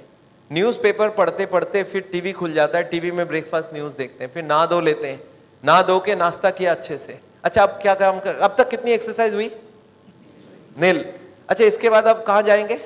ऑफिस जाएंगे, काम में जाएंगे, दुकान में जाएंगे, नौकरी में जाएंगे। अच्छा जाएंगे तो जॉगिंग करते हुए या वॉकिंग करते हुए? पहले लिफ्ट से नीचे उतरेंगे, गाड़ी में बैठ के जाएंगे। अच्छा ऑफिस पहुंचने के बाद फिर से लिफ्ट से जाके अपने चेंबर में बैठ जाएंगे और फिर फाइल खोलेंगे, फाइल बंद करेंगे। Meeting, eating, telephone, computer, sitting and sitting and sitting. शाम तक सीटिंग का सिलसिला चलेगा। अच्छा शाम को जब घर लौट के आएंगे तब तो दौड़ते दौड़ते जॉगिंग करते हुए आएंगे ना, फिर गाड़ी से आएंगे। अच्छा आने के बाद क्या क्या मेहनत बाकी है? सोफे में बैठ जाएंगे, टीवी चालू हो जाएगा और उसके बाद नाश्ता वास्ता चालू होगा, फिर टीवी देखते देखते फिर खाना भी खाएंगे, फिर सो जाएंगे। और इसके साथ एक हाथ में रिमोट कंट्रोल और कॉर्डलेस फोन। अच्छा आपके साथ तो ऐसा नहीं हो रहा होगा। अच्छा इतनी कम एक्सरसाइज करेंगे तो खाने में तो चर्बी उर्बी खूब खाना चाहिए ना। आगे लेडीज लोग चक्की पीसते थे, आजकल बटन दबा देते हैं। आगे कपड़ा धोते थे, आजकल बटन दबा देते हैं। आगे पोंछा करते थे जमीन में, अभी नौकरानियां रख लिया है, तो मेहनत खत्म हो गया है। और खाने के लिए चाहिए बहुत ज्यादा फैट, तो हार्ट की बीमारी होने के तो पूरे चांस है ही। इसके बाद है ओवरवेट। अगर आपका वजन नॉर्मल से ज्यादा है तो हार्ट की बीमारी होने के चांस बहुत ज्यादा हो जाएगा। Next is low fibre and low antioxidant. याद रखिएगा फ्रूट्स और वेजिटेबल्स में फाइबर बहुत पाया जाता है, तो फाइबर ज़्यादा से ज़्यादा खाना चाहिए। और ये एंटीऑक्सीडेंट क्या है? ये आजकल एक लेटेस्ट आइटम है जो आपको जानना चाहिए। आगे हम लोग विटामिन बी कॉम्प्लेक्स का नाम जानते थे, आपको याद है? आजकल है विटामिन ए, सी और ई। ये 3 विटामिन अगर खाते हैं तो आपका ब्लॉकेज बनने के चांस कम है। एंटीऑक्सीडेंट मतलब कोलेस्ट्रॉल के संग ऑक्सीजन कंबाइन करते ही कोलेस्ट्रॉल 4 गुना स्पीड से ब्लॉकेज बनाएगा। तो हमारे बॉडी में कुछ ऐसी केमिकल डाली गई है जो कोलेस्ट्रॉल और ऑक्सीजन को कंबाइन करने से रोक देता है। इसको बोलते हैं एंटीऑक्सीडेंट। इसका नाम है vitamin A, vitamin C, vitamin E. नाम सुना आपने? आज से बहुत साल पहले लोग खाते थे बी कॉम्प्लेक्स, बिकोसूल्स, कोबाडेक्स, सुरबेक्स टी, याद है? अब वो खत्म हो गया। अब बोलते हैं विटामिन ए खाओ, सी खाओ और ई खाओ। ये तीनों आपको बहुत बचाएगी हार्ट से। तो ये तीनों विटामिन मिलती है स्प्राउट्स में। स्प्राउट समझते हैं आप? अंकुरित दालें, इसमें मिलती है वेजिटेबल्स में, फ्रूट्स में। सो एंटीऑक्सीडेंट जितना खाएंगे हार्ट की बीमारी कम होगी और उम्र भी बढ़ेगी नहीं। उम्र के संग संग एंटीऑक्सीडेंट हमारी बॉडी में कम होती है, उसको कम ज्यादा रखना चाहिए। तो this is very important. Next is stress. Stress जानते हैं आप? स्ट्रेस दिमाग के ऊपर प्रेशर बढ़ गया क्या आजकल? किस चीज की प्रेशर बढ़ गई है आजकल? एक तो खर्चा बढ़ता जा रहा है और इनकम उतना बढ़ नहीं रहा है। परिवार में लोगों के नंबर बढ़ रहे हैं और सबकी डिमांड बढ़ रही है। मुझे मोबाइल फोन चाहिए, हर महीने बदल बदल के भी चाहिए। और मुझे एक फ्रिज नहीं चाहिए, 2 फ्रिज चाहिए, मुझे टीवी हर रूम में चाहिए, सब चीज बदल बदल के चाहिए। तो stress is a major thing और स्ट्रेस मैनेजमेंट में हार्ट के पेशेंट्स को बताता हूं। अच्छा, इसके साथ ऐसा देखा गया कुछ ऐसे लोग होते हैं जिनको बोलते हैं type A person. What is this type A person? Type A person ऐसा होता है जिसको टेंशन देने की जरूरत ही नहीं है, वो खुद बनाना जानते हैं। उनका काम है कहीं पे भी उनको छोड़ दो, खुद टेंशन में रहेंगे और बाकी लोगों को देते रहेंगे। मिले ऐसे आदमी से कभी आप? मैं आपको मिलाना चाहता हूं, देखिए तो कैसे होते हैं type A. This is type A person. हर वक्त टेंशन में ही होता है। देखिए इनका नेचर देखिए, ऑलवेज इन अ हरी, हर जगह जल्दी में होते हैं, हर काम को फास्ट करना चाहते हैं, इसलिए खुद भी टेंशन में रहते हैं, बाकी लोगों को भी टेंशन देते हैं। इनका नेचर होता है रैपिड मूवमेंट, हर काम फास्ट होना चाहिए। और इनका नेचर है हाईली कॉम्पिटिटिव, मैं सबसे आगे रहूंगा, मेरे को कोई पीछे ना कर दे। हर वक्त ये चिंता है मैं सबसे आगे कैसे रहूं, और इससे उनको प्रेशर बहुत ज्यादा रहता है। इनके अंदर एक नेचर होता है हॉस्टाइल। हॉस्टाइल मतलब क्या? झगड़ा करने में कभी पीछे नहीं हटूंगा। कोई मेरे से झगड़ा करे, मैं सुप्रीम कोर्ट तक लेके जाऊंगा, अपनी बर्बादी कोई प्रॉब्लम नहीं है, उसको बर्बाद करूंगा। उनके 2 वर्ड वो यूज करते हैं हॉस्टाइल लोग। एक है छोड़ूंगा नहीं। छोड़ूंगा नहीं समझते हैं? झगड़ा हो जाए बोलते छोड़ूंगा नहीं, और अगर छूट भी जाए तो बोलते देख लूंगा। तो ये 2 वर्ड है, छोड़ूंगा नहीं और देख लूंगा। ये जो ज्यादा इस्तेमाल करते हैं उनको हार्ट की बीमारी होने के चांस बहुत ज्यादा है। इसके बाद एक नेचर है डोमिनेटिंग। डोमिनेटिंग मतलब मैं जो बोलूंगा सारे लोग वही करेंगे, और जो मेरा नहीं सुनेगा उसको उठा के बाहर फेंक दूंगा। इनका एक नेचर होता है, मेरे हिसाब से ही सारा काम होना चाहिए। और रेज एंड फ्यूरी, गर्म होने में टाइम नहीं लगाते, बहुत जल्दी फास्ट उनका दिमाग गर्म होता है। और over perfection, over punctual and over anxious, ऐसे लोगों को हार्ट की बीमारी बहुत जल्दी हो जाती है। तो आपको समझ आ गई क्या ब्लॉकेज का कारण? देखिए तो आपको एक बार समझाता हूं, देखिए तो आपकी भाषा में समझ आ रहा है क्या? ऐसा खाना खाने से क्या होगा? हार्ट की बीमारी। अच्छा, इसके संग मेहनत भी करना होगा, ऐसा वाला आपने किया है? मेहनत ऐसा वाला, खाना वैसा वाला, मेहनत ऐसा वाला, और इसके संग बहुत सारा टेंशन। हार्ट की बीमारी रेडीमेड। अच्छा, कोई ऐसा मिल जाए मेरे को जो बोलता है सब ये सब मैं कुछ नहीं फॉलो करने वाला, फिर क्या करूं मैं? ऐसा कोई मिल जाता है, बोलता है डॉक्टर साहब मैं सिगरेट पीता हूं और पीऊंगा, और मैं एक्सरसाइज नहीं करता हूं, नहीं करूंगा, मैं टेंशन लेता हूं, लूंगा, अब जो होगा वो देखा जाएगा। अच्छा, क्या होने वाला है ऐसे लोगों का? ऊपर जाने का बात हो जा रहा है। अच्छा, क्यों ऊपर जाएंगे वो लोग? हार्ट अटैक से जाएंगे। हार्ट अटैक सुना आपने? Heart attack. अब हम लोग 3rd चैप्टर में चलते हैं। हार्ट अटैक चीज क्या है? आपने सुना एक हार्ट का पेशेंट है एंड सडनली ऑफ हो गया। कल उससे सारे लोग मिलके गए थे, अभी टेलीफोन में बात हुआ और 2 मिनट बाद पता चला गए। कैसे हो गया? क्या हो गया? हार्ट को कोई अटैक कर देगा क्या? 50 लाख लोग हर साल हार्ट अटैक से मारे जाते हैं इंडिया में। पर कैसे मारे जाते हैं? हार्ट अटैक है क्या चीज? हार्ट अटैक में पेन होती है, बैठे बैठे पेन होती है। अच्छा, एंजाइना में कब होता है? चलने से पेन होता है, रुकने से पेन ठीक हो जाती है। जब 70, 80, 90 ब्लॉकेज हो, 70, एक आदमी बोलता है मुझे दौड़ने में दिक्कत है, तो कितनी ब्लॉकेज बोलूं? More than 70। एक बोलता है मुझे चलने में दिक्कत है, तो कितनी ब्लॉकेज बोलूं? More than 80। एक बोलता है मुझे नहाने धोने में दर्द है, तो मोर देन 90। और एक बोलता है मुझे बैठे बैठे दर्द है, तो 100%। याद रखिएगा, हार्ट अटैक मतलब है ब्लॉकेज इज इक्वल टू 100%। अच्छा, हार्ट अटैक धीरे धीरे होता है, सडनली हो जाता है?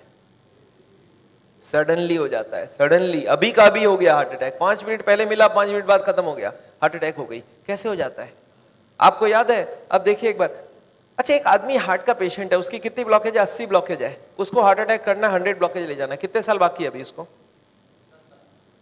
10 साल बाकी है। पता चला 10 मिनट बाद हार्ट अटैक हो गया। एक आदमी तो हार्ट का पेशेंट ही नहीं है, उसकी ब्लॉकेज 60 है, 60% ब्लॉकेज है, वो हार्ट का पेशेंट भी नहीं हो तो दौड़ सकता है। अच्छा उसको कितने साल लगेगा अभी हार्ट अटैक करने? 60 है, 100 जाना है, 40% बाकी है, 20 इयर्स बाकी है अभी। पता चला 20 मिनट्स बाद हार्ट अटैक हो गई। कैसे हो जाएगा हार्ट अटैक? आपको याद है एक पर्दा आपने बताया था हमने, ब्लॉकेज के ऊपर एक मेम्ब्रेन होता है, वो मेम्ब्रेन बर्स्ट कर जाता है। This is what a heart attack is. देखिए आपको समझ आता है कि नहीं? ये 20% ब्लॉकेज है, दिख रहा है मेम्ब्रेन ब्लॉकेज के ऊपर, ये 40% ब्लॉकेज है, मेम्ब्रेन यहाँ पे है अभी, ये 60% 70% ब्लॉकेज है, मेम्ब्रेन अभी भी है। और मेम्ब्रेन स्ट्रेच कर रहा है कि नहीं कर रहा है? करते करते एक दिन क्या होगा? मेम्ब्रेन बर्स्ट कर जाएगा, membrane will rupture, membrane will snap, membrane will burst. और जैसे ही मेम्ब्रेन बर्स्ट करेगा क्या होगा? यहाँ से केमिकल यहाँ आएगी और यहाँ पे खून जा रहा है, इस खून में क्या होगा? ब्लड केमिकल मिलेगा और केमिकल मिलते ही ब्लॉकेज हो जाएगी 100%। This is called heart attack. 100% blockage कितने देर में बना? 5 मिनट में। 0 से 80 आने लगा था 40 साल, और 80 से 100 आने में 5 मिनट्स, 2 मिनट्स। अब एक बात बताइए, हार्ट अटैक को रोकना कैसे है? आपका दिमाग क्या बोल सकता है? मैं आपको समझाता हूं, एक एग्जांपल सोच लीजिए। एक नोट का गड्डी है, नोट का गड्डी समझते हैं? नोट के गड्डी में रबर बैंड लगा है, मैं हर दिन उसमें नोट घुसाए जा रहा हूं, और जब रबर बैंड टाइट हो गई तो आपको मैंने पूछा क्या करूं कि रबर बैंड ना फट जाए, तो आप क्या जवाब देंगे हमको? नोट घुसाओ मत। आप ये पूछेंगे सर अभी तक रबर बैंड फट गया क्या? मैं बोला नहीं, अभी तक नहीं फटी है। आप बोलिए एक काम करना, कल से नोट घुसाना मत, देखना फटेगा नहीं। ये काम बात ठीक लग रहा है कि नहीं लग रहा है आपको? घुसाना बंद करो। और मैं एक स्टेप और आगे जाता हूं कि कुछ नोट निकाल लो कि रबर बैंड ढीला हो जाए, अब फटने का क्या चांस है? एकदम नहीं है। एंड यही बात मैं हार्ट के पेशेंट को समझाता हूं। मैं बोलता देखो अभी जहां तक चले गए चले गए, अब आप ब्लॉकेज को बढ़ाओगे तो एक ना एक दिन हार्ट अटैक होगा। कब होगा हम नहीं जानते, पर कभी ना कभी हो सकता है। आज 80 है, मालूम नहीं 90 में पर्दा फट जाए। ये पर्दा कब फटेगा हमको नहीं मालूम है। हर आदमी का पर्दा अलग अलग है, हर आदमी की मेम्ब्रेन अलग अलग स्ट्रेंथ की है। अब कब फटेगा नहीं मालूम, पर एक बात पक्का मालूम है कि आज से नोट घुसाना बंद कर दिया तो फटने के चांस कम हो जाएगा, और कुछ नोट निकालना चालू कर दिया तो। आपको क्या लगता है, लॉजिकल बात हो रही है कि नहीं? वो जो कारण है ब्लॉकेज का उसको हटाओ और बॉडी में सप्लाई फैट का बंद करो, अब हार्ट अटैक का chance is almost nil, almost nil. और यही बात मैं हार्ट के पेशेंट को समझाता हूं। आपको क्या लगता है, सही हुआ कि नहीं हुआ? कॉमन सेंस के बात यही बोलता है कि नहीं? ब्लॉकेज का कारण को हटाओ और खत्म करो बात। तो ये है हार्ट अटैक रोकने का उपाय। मैंने देखा है बहुत सारे पेशेंट ये करते नहीं है, वो खाना पीना गलत खाते रहते हैं, दवाइयां खाते हैं। कार्डियोलॉजिस्ट को पूछ भी लेते हैं कि डॉक्टर साहब मैं आपसे दवाई ले रहा हूं तो आपके अंडर में हो गया ना? डॉक्टर बोलता है हाँ मेरे अंडर में हो। बोलता है डॉक्टर साहब कभी हार्ट अटैक हो जाए तो आप कहां मिलोगे? मैं अभी ब्लॉकेज बढ़ा रहा हूं, आप सिर्फ हमको बताओ हार्ट अटैक के वक्त आप। अच्छा कार्डियोलॉजी भी बड़ा खुश रहता है, बोलता है मेरा मोबाइल नंबर रखना, जब भी हार्ट अटैक हो मुझे इन्फॉर्म करना और मैं आपको बताऊंगा कहां पहुंचना है, और मैं भी वहीं पहुंचूंगा, फिर आपको बचाने की पूरी कोशिश करूंगा। पर हार्ट अटैक के बाद, हार्ट अटैक के पहले करने का कुछ जरूरत। आपको क्या लगता है, सही बात हो रहा है गलत हो रहा है? अरे हार्ट अटैक के पहले ही रोक लो ना कि हार्ट अटैक। पर मैंने देखा आजकल ऐसा ही कुछ हो रहा है। Anyway I don't want that. अच्छा एक बात बताइए, ये जो पेशेंट है जिसका ब्लॉकेज बढ़ रहा है, ये सब जानता भी नहीं है क्या क्यों ब्लॉकेज बढ़ रहा है। कार्डियोलॉजिस्ट के पास जाए तो उसको बता देना चाहिए कि नहीं किस लिए ब्लॉकेज हो रहा है। अच्छा अगर हार्ट के हॉस्पिटल में आप चले जाएं तो वो लोग भी यही सब बात करेंगे ना आपसे? क्या लगता है, हाँ या ना? वो लोग क्या बात करेंगे? उनके पास 2 प्लान है, एक है बाईपास सर्जरी और एक है एंजियोप्लास्टी। अच्छा इतनी कॉमन सी बात है ब्लॉकेज का कारण को रोको, वो इसको नहीं बता के बाईपास एंजियोप्लास्टी क्यों बोल रहे हैं? आपको क्या लगता है? आगे पहले कॉमन बात बताओ, फिर तो बाईपास सर्जरी एंजियोप्लास्टी की बात करते हैं। वो लोग चाहते नहीं है ये सब ज्यादा, वो बोलते हैं भाई हमारी बाईपास की काम अच्छी।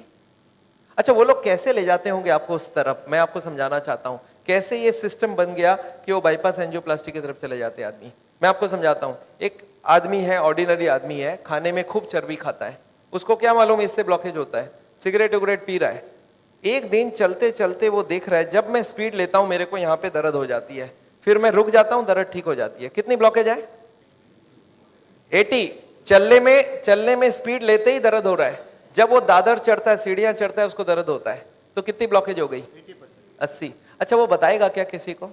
सोचता है कि अभी तो मैंने फील किया है, अगर घर में जाके बता दूंगा घर वाले परेशान हो जाएंगे। एक तो ऐसे ही वो परेशान है, इतने सारे कॉम्प्लिकेशंस है घर पे, और मैं ये भी बता दूं तो झंझट हो जाएगा। बताता नहीं है। कितने दिन तक नहीं बताता है? 2 4 6 महीने तक वो खींचता रहता है। क्या करता है? जब भी स्पीड लेने का काम होता है बोलता है मैं धीरे धीरे जाऊंगा, आप छोड़ दो, जाने दो। जब दादर चढ़ना होता है तो धीरे से चढ़ता है, सामान उठाना होता है नहीं उठाता है, पर धीरे धीरे पता चल जाता है। एक दिन वाइफ बोलती है आप स्पीड में चलिए, पेशेंट बोलता है मेरे से स्पीड नहीं चला जाता है। बोला क्यों? बोलता मेरे को यहाँ दर्द होती है। वाइफ बोला आपने कभी बताया नहीं? बोलता नहीं वो तो थोड़े दिन से हो रहा है ना, कुछ दिनों से। वाइफ अब छोड़ देगी वाइफ या नहीं छोड़ेगी? वाइफ बोलती है चलो कल डॉक्टर के पास जाएंगे। तो लोकल कार्डियोलॉजिस्ट के पास पहुंच गए। अच्छा लोकल कार्डियोलॉजिस्ट को जाके बता दिया कि डॉक्टर साहब जब मैं स्पीड लेता हूं तो यहाँ पे छाती में दर्द हो जाता है, फिर रुकता हूं ठीक हो जाता है। अच्छा उनको कुछ आइडिया लग जाएगा? वो ईसीजी करके देखते हैं, उसमें कुछ नहीं आता है। पेशेंट बोलता है सर ईसीजी में नहीं आएगा, आप चला के ईसीजी लीजिए तब आ जाएगा। उसको मालूम है चलने से दर्द होता है, तो डॉक्टर स्ट्रेस टेस्ट कराता है, उसमें खराबी आ गई। अब इसका मतलब क्या हो गया?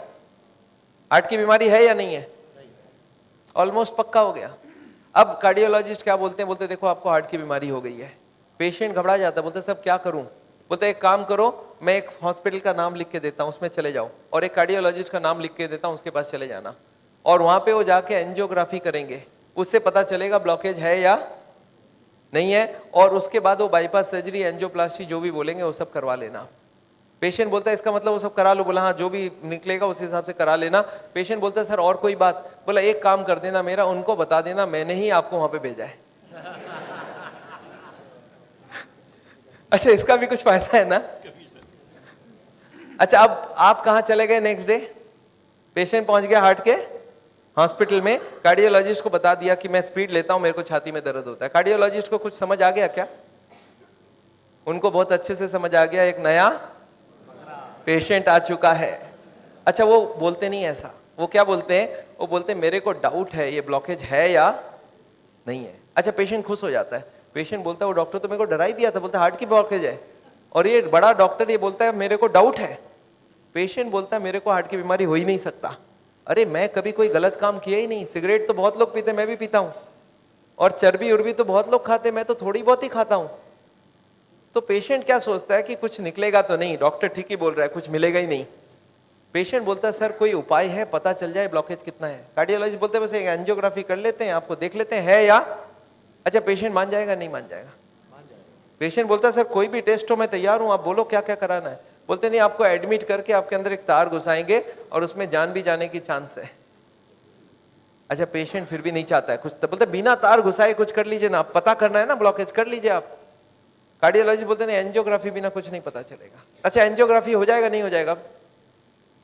एंजियोग्राफी हो जाता है। पेशेंट बोलता है चलो एक बार करा लेते हैं, फिर घर जाके सोचेंगे ब्लॉकेज मिल तो जाए, देखे तो सही कितना है, फिर जाके घर में। अच्छा पेशेंट प्लान कर लेता है, क्या प्लान करता है कि मेरी 30-40 ब्लॉकेज तो हो सकती है, मैंने गलत काम किया है, बड़े दिनों से मेरे को कोई नहीं बोला था फैट नहीं खाना मैं खाया हूँ, सिगरेट नहीं पीना मैंने पिया हूँ, तो कुछ ब्लॉकेज मिलेगा। और प्लान क्या बनाता है कि घर जाके कल से सारा खाना पीना बदल दूंगा, वॉकिंग चालू कर दूंगा, एक्सरसाइज चालू कर दूंगा, एकदम प्लान करके एंजियोग्राफी में जाता है कि कल खाली रिपोर्ट लेके घर जाना है। अच्छा रिपोर्ट में कुछ, एंजियोग्राफी होने के बाद रिपोर्ट में कुछ मिलेगा या नहीं मिलेगा? रिपोर्ट में एंजियोग्राफी में कितनी ब्लॉकेज मिलेगी? 70, 80 एंड 90। अच्छा जब 80 ब्लॉकेज मिल जाए, कार्डियोलॉजिस्ट सडनली बदल जाता है, वो बोलते हैं you are very lucky. Patient बोलता है लकी मतलब कुछ भी नहीं मिला आपको? बोला लकी इसलिए कि आप ठीक टाइम में यहां तक पहुंच गए, थोड़ा सा लेट आते तो कुछ भी हो सकता था। पेशेंट बोलता है इसका मतलब कुछ सीरियस बात है? बोला आप बचे कैसे मेरे को समझ नहीं आ रहा है, यू आर वेरी लकी, अभी तक बच गए आप, अब आपका बचने का चांस बहुत कम है। पेशेंट बोलता है पर हुआ क्या? बोलता 80% ऑलरेडी फिनिश्ड, बस अब बस थोड़ा सा ही है, you are carrying an atom bomb. अच्छा पेशेंट बोलता है सर एक काम कीजिए आप रिपोर्ट मुझे दे दीजिए, मैं घर जाऊंगा। बोलता घर आप पहुंचेंगे कैसे? उसके पहले ही हार्ट अटैक हो जाएगी। अच्छा आपको क्या लगता है डॉक्टर को मालूम है कि हार्ट अटैक कल होगा आज होगा? उसको तो ये भी नहीं मालूम 70 है 80 है या 90 है। क्यों ऐसा बोला जा रहा है? टू क्रिएट अ फियर, और फियर से क्या होगा फिर ऑपरेशन के लिए इमीडिएटली? बहुत सारे लोगों को इतना बोलने का जरूरत ही नहीं, हो तो इमीडिएट तैयारी हो जाता है। हार्ट का सुनते उसके मन में ऐसे ही डर रहता है, उसको ज्यादा डराने का। पर कभी कभी पेशेंट बोलता है सर एक बात बताइए, ब्लॉकेज तो कल भी था, ब्लॉकेज तो आज भी है, कल तक तो मैं सारा ही काम कर रहा था, ये पेन तो मेरे को बड़े दिनों से है, मैं अब तो पता चला हूं, तो आप एक काम करिए, मेरे को आप डिस्चार्ज कर दीजिए, मैं घर जाके फिर सोचूंगा। बोला नहीं, आप एक काम कीजिएगा, आप करवट भी लेंगे ना तो हमको पूछ लीजिएगा। पेशेंट बोलता है नहीं सर मैं तो घर जाऊंगा। बोला आप रुकिए, आपके घर वालों से मैं पूछता हूं। अच्छा, घर वाले बाहर कौन कौन वेट कर रहे होंगे? सारा खानदान वेट कर रहा होगा। वहां पे जाके क्या बोलना है कि patient is very critical, any moment he can die. आप बोलो मैं बचाने की कोशिश करूं और जाने दूं। अच्छा, आंसर क्या होगा? वाइफ क्या बोलेगी कि जिंदगी भर इन्होंने मेरे लिए किया, आज मेरे को चांस मिला, आज तो मैं ऑपरेशन। वाइफ बोलती है कोई चीज का भी कोई भी कंजूसी हमें नहीं करना है, इनको तो बचाना। अच्छा, बेटा मानेगा कि नहीं? एक बेटा बड़ा समझदार होता है, बोलता है डॉक्टर को, डॉक्टर साहब एक बार बताइए, मैंने सुना है कोलेस्ट्रॉल की वजह से ब्लॉकेज होता है, इनका कोलेस्ट्रॉल हाई है, तो क्या करूं कि कोलेस्ट्रॉल कम हो जाए? खाने पीने में क्या क्या चेंज लाना चाहिए? अच्छा, कार्डियोलॉजिस्ट मान जाएंगे इन सब बात में? वो बोलेंगे you are wasting my time, he is dying and you are talking all this rubbish. अच्छा, तब तक और जितने परिवार वाले बोले नहीं नहीं ऑपरेशन होना ही चाहिए। मेरे एक पेशेंट थे, बोला डॉक्टर साहब मेरे साथ पूरा ऐसे ही हुआ, मैं तो खाली एक बार टेस्ट कराने गया था और उसके बाद वो ऑपरेशन करके ही भेजे मेरे को वापस। मेरे एक और पेशेंट थे, बोले सर मैं फिर भी नहीं कराया, मैं निकल आया। मैं बोला आप निकले कैसे? बोला मैंने बोला मैं तो नहीं कराऊंगा, मुझे घर जाना है। वो बोले नहीं आप घर भी नहीं पहुंचेंगे। मैं बोला मैं लिख के देता हूं, मैं पहुंच जाऊंगा। फिर मैंने लिख के भी दे दिया, फिर भी वो जाने नहीं दिया। फिर मैंने लास्ट बोला, मैंने बोला देखो मैं करने तैयार हूं, पर प्रॉब्लम है मेरे पास पैसे नहीं है, आप फ्री का कोई ट्रीटमेंट हो तो करवा डालो। तब इन्होंने बोला कोई प्रॉब्लम नहीं है, आप घर चले जाओ। फिर मैं जब घर जाने लगा तब फिर से बुलाया उन्होंने, बोला अब आप एक बार बताओ ये इतने पैसे आप कितने दिन में इकट्ठा कर सकते हो? तब मैंने बोला देखिए मुझे प्रॉपर्टी बेच के आना होगा, 2 महीना लगेगा। फिर मुझे 2 महीना उन्होंने टाइम दे दिया, बोला अब कोई प्रॉब्लम नहीं है, 2 महीने बाद ही ऑपरेशन होगा। आपको समझ आ रहा है ऑपरेशन कब रुक सकता है? दिस इज, मैं ये नहीं बोलूंगा सारे जगह एग्जैक्टली यही हो रहा है, पर इसका ही कुछ छोटा मोटा रूप ये हॉस्पिटल का सिस्टम है। पर एक बात मैं जानता हूं, हॉस्पिटल को ये चॉइस देना चाहिए पेशेंट को, देखो the blockage is so much, these are the reasons, आप देखो क्या चाहते हो। आप अगर अपने आप को बदलोगे तो ऑपरेशन रुक सकती है, आप नहीं बदलना चाहते हो तो मैं ऑपरेशन कर दूं, उसके बाद जाके बदलने का कोशिश करो। But the hospitals don't give chance, उनको मालूम है ये एक मौका है, ऑपरेशन कर लेते हैं, बट उसके बाद भी उनको यही करना पड़ेगा, लाइफस्टाइल चेंज तो पेशेंट को फिर भी करना पड़ेगा। मैं जानता हूं हार्ट के पेशेंट्स को मैं 3 चीज देखते दिखाऊं, एक तो दवाइयां हैं, एक बाईपास और एक एंजियोप्लास्टी। ये दवाइयां मैं आपको एक बार समझाना चाहता हूं दवाइयां क्या काम करती है, और another 10 minutes I will take. देखिए ये ट्यूब है जिसमें कोई ब्लॉकेज नहीं है, और ये 80-90% ब्लॉक है, दिख रहा है आपको? अब ये पेशेंट को चलने से दर्द होता है, एक दवाई ऐसी है जो दवाई देते ये दर्द कम हो सकती है। कौन सी दवाई है? सॉर्बिट्रेट, नाम सुना आपने? क्या करता होगा सॉर्बिट्रेट? देखिए क्या करता है Sorbitrate. This is what is the action of Sorbitrate. क्या हुआ? ट्यूब चौड़ी हो गई, ब्लॉकेज वहीं की वहीं रह गई, ट्यूब चौड़ी हो गई, ट्यूब थोड़ा फैल गया, फैलते क्या हो गया? ब्लड सप्लाई बढ़ गई। पेशेंट बोलता है मुझे अब कोई दिक्कत नहीं है, पर ये दवाई का असर रहेगा 8 घंटे बाद, तो 8-8 घंटे में एक सॉर्बिट्रेट देनी पड़ेगी। एक पेशेंट मेरे को बोला मैं सॉर्बिट्रेट नहीं लेता हूं, मैं मोनोट्रेट लेता हूं। मैं बोला वो भी सॉर्बिट्रेट का ही भाई है। तो ये जितने भी सॉर्बिट्रेट है उनका नाम मैं आपको दिखा सकता हूं, these are all kinds of sorbitrate and all. ये सब दवाई हम लोग दे देते हैं, सॉर्बिट्रेट, इस्मो, आइसोडिल, मोनोट्रेट, नाइट्रोफिक्स, एंजिसेड, इमडूर, वेंजिकॉर, वेसोट्रेट, मोनोट्रेट, सॉर्बिट्रेट, मोनोसॉर्बिट्रेट, नाइट्रोकंटीन, वेसोप्रीन, मोनोस्प्रीन, इस तरह की दवाइयां हम हार्ट के पेशेंट्स को दे देते हैं। एनीवे, दवाइयां बहुत सारे तरह के मिलती है। एक होता है हार्ट की ऑक्सीजन की जरूरत को कम कर देता है, इसको बोलते हैं beta blocker, calcium channel blocker, फिर एस इनहिबिटर, ऐसे करके बहुत सारी गोलियां हम लोग हार्ट के पेशेंट्स को दे सकते हैं। I am not going to go into that detail. कुछ ब्लड पतला करने का दवाई भी देते हैं, आपने देखा है नाम, Ecosprin, Colsprin, ASA, Delisprin, Disprin, Clopigrel, Clopilet, Clopivas, Ceruvin, Clavix, Clotrel, Plagril, Stromex, Deplatt, इस तरह की गोलियां हम लोग देते हैं ब्लड को पतला करने के लिए। पर ये गोलियां देने से भी पेशेंट ठीक नहीं होता है। तो इसके लिए मैं चाहता हूँ वो लाइफस्टाइल चेंज करें, अपनी ब्लॉकेज को कम करें कि उनको देने की जरूरत पड़े ही नहीं। अच्छा, ये गोलियां इतनी खाए कि इसके साइड इफेक्ट्स होती है क्या? अगर साइड इफेक्ट होती है कॉन्स्टिपेशन, तो कॉन्स्टिपेशन की और गोली दूंगा, और एसिडिटी हो जाए तो एसिडिटी की गोली दूंगा, और नींद ना आए तो नींद की गोली दूंगा। अच्छा बताइए, बीमारी ठीक हो रहा है कि नहीं हो रहा है?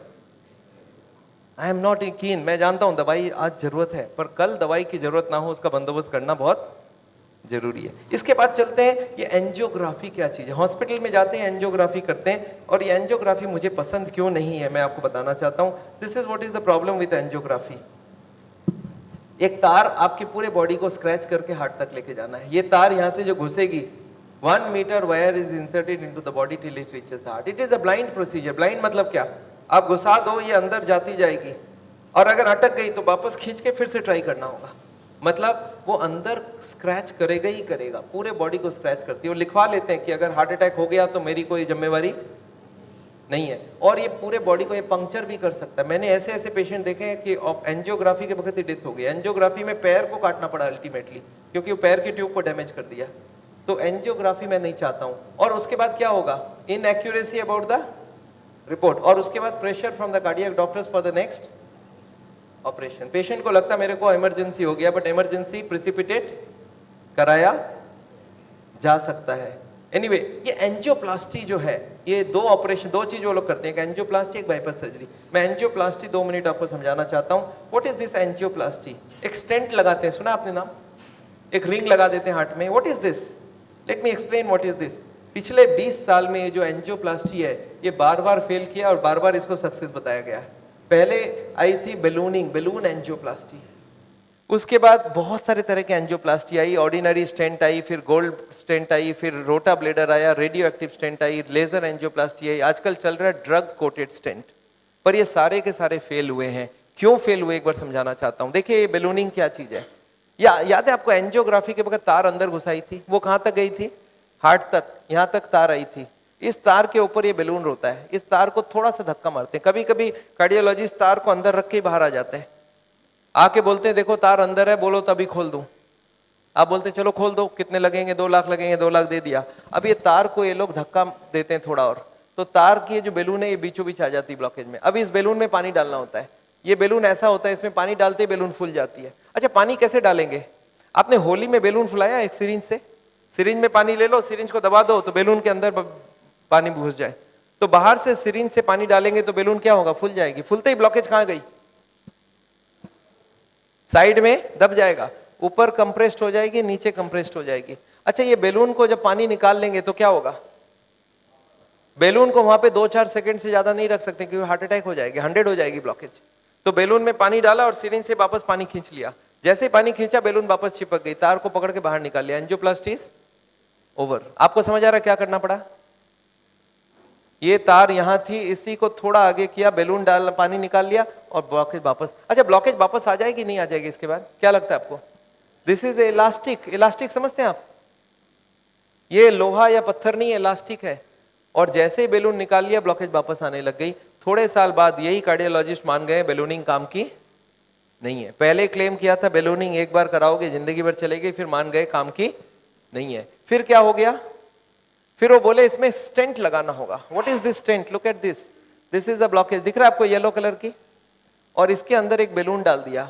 आपको दिख रहा है ब्लैक कलर का बैलून? बैलून में पानी डाला तो ब्लॉकेज कहां चलेगी? साइड में आ गई। जब बैलून निकाल लेंगे तो ब्लॉकेज वापस आएगी। तो यहाँ पे एक स्प्रिंग लगा देते हैं। ये स्प्रिंग क्या काम करेगा? ब्लॉकेज को आने से रोक देगा। आपको समझ आ रहा है स्प्रिंग का मतलब क्या है? अगर स्प्रिंग डाला गया, इसका मतलब क्या है? कि ब्लॉकेज वापस आ रही थी। इसका मतलब पहले वाला जो क्लेम था वो गलत था कि बैलूनिंग करा लो, ठीक रहा। इसके बाद ये जो स्टेंट लगी, स्टेंट का एक मेजर प्रॉब्लम है कि इसके अंदर से ब्लड जाएगी, और फॉरेन बॉडी के अंदर ब्लॉकेज बहुत जल्दी होती है। ये देखा गया है स्टेंट में 6 महीना 1 साल में सारे ब्लॉक आ जाती वापस। और ये जब वापस आने लगी तब इन्होंने थोड़े दिन तक तो बोला नहीं आती है। थोड़े दिन बाद इन्होंने बोला कि नहीं, ये स्टेंट तो खराब होगी क्योंकि ये ऑर्डिनरी स्टेंट है, इसमें एक मेडिकेटेड स्टेंट देना होगा। वो दवाई में डाल के स्प्रिंग को निकाल लेंगे, अब बहुत बढ़िया हो जाएगा। तो ड्रग की कोटिंग चल जाए। आपने देखा है चांदी के गहने में सोने की कोटिंग चढ़ाते हैं, तो वो स्प्रिंग के ऊपर कोटिंग चढ़ा देते हैं और वो कोटिंग चढ़ा के लगा दिया, पर इसके बाद भी ये फॉरेन बॉडी ही रही, इसमें वही का वही रिजल्ट आया है। अभी लेटेस्ट है कि 66% people with in 1 year will come back with a reblockage. इसके बाद है बाईपास सर्जरी, एक बहुत बड़ी सर्जरी होती है। देखिए बाईपास सर्जरी मैं इसलिए नहीं चाहता हूँ, एक बहुत बड़ा सर्जरी है। एक पूरे चेस्ट को काटो और इसको काट के, इसको चाकू से नहीं कटेगा, इसमें आड़ी से कटेगी। आड़ी समझते हैं आप? आपने मार्बल फिटिंग के वक्त एक देखा है, गोल चक्का लेके घूमते हैं, ऐसा एक लगा के ये पूरा खुलेगी। इसको अंदर से ऐसे जैक करके ऐसे खोलेगा, अंदर में हार्ट को रोक के उसमें ऑपरेशन होगी। और हार्ट को रोकेंगे तो एक मशीन से पूरे बॉडी को ब्लड जाएगा, इसको बोलते हैं हार्ट लंग मशीन, उसमें कुछ ब्लड डाल के उससे चलाना होगा। And during this time the operation has to take place, but this operation is very complicated. Luck अच्छा हो तब ठीक है, नहीं तो कुछ ना कुछ कॉम्प्लिकेशंस रहती है, बहुत सारे लोगों की जान भी जाती है। पर ऑपरेशन के बाद क्या होगा ये देखिए, ऑपरेशन के बाद क्या होगा। ये ट्यूब जो ब्लॉकेज है वो यहीं रह गई, उसके जगह नई ट्यूब लग गई। तो ये ब्लॉकेज के जगह नई ट्यूब लग गई तो क्या हो गया, बाईपास हो गया। पर ये नई ट्यूब में फिर कभी ब्लॉकेज आएगा कि नहीं, आपको क्या लगता है? ये नई ट्यूब में फिर से ब्लॉकेज आती है। अच्छा अब तो 40 साल बाद ही आएगी ना,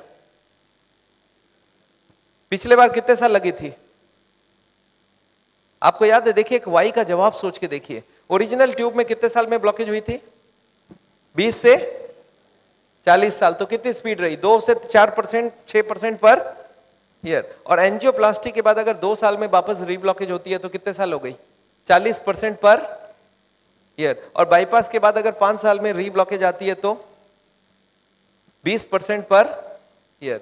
जो ट्यूब ओरिजिनली 2% की ब्लॉकेज कर रही थी वो अब ऑपरेशन के बाद उसकी स्पीड क्यों बढ़ गया?